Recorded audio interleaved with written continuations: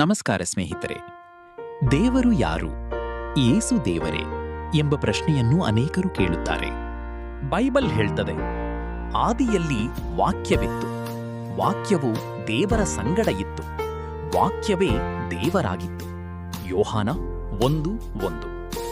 ಮುಂದೆ ಯೋಹಾನ 1:14 ಆ ವಾಕ್ಯವು ಮನುಷ್ಯನಾಗಿ ನಮ್ಮ ಮಧ್ಯದಲ್ಲಿ ವಾಸ ಮಾಡಿತು. ಅಂದರೆ ದೇವರು ಮಾನವನಾಗಿ ಈ ಲೋಕಕ್ಕೆ ಬಂದನು. ಯೇಸು ಹೇಳಿದರು, ನನ್ನನ್ನು ಕಂಡವನು ತಂದೆಯನ್ನು ಕಂಡಿದ್ದಾನೆ. ಯೋಹಾನ 14:9. ಮತ್ತೆ ಯೇಸು ಹೇಳಿದರು, ನಾನು ತಂದೆಯೂ ಒಂದೇ ಆಗಿದ್ದೇವೆ. ಯೋಹಾನ 10:30.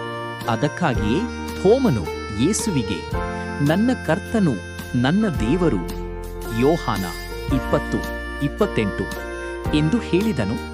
ಬೈಬಲ್ ನಮಗೆ ಸ್ಪಷ್ಟವಾಗಿ ತಿಳಿಸುವುದೇನೆಂದರೆ, ಯೇಸು ಕೇವಲ ಒಬ್ಬ ಪ್ರವಾದಿ ಅಥವಾ ಒಳ್ಳೆಯ ಗುರುವಲ್ಲ, ಅವರು ನಮ್ಮ ರಕ್ಷಕನೂ ದೇವರೂ ಆಗಿದ್ದಾರೆ. ಆದ್ದರಿಂದ ಯೇಸುವಿನ ಮೇಲೆ ನಂಬಿಕೆ ಇಟ್ಟು ನಿತ್ಯ ಜೀವವನ್ನು ಹೊಂದಿರಿ. ದೇವರು ನಿಮ್ಮನ್ನು ಆಶೀರ್ವದಿಸಲಿ. ಆಮೆನ್.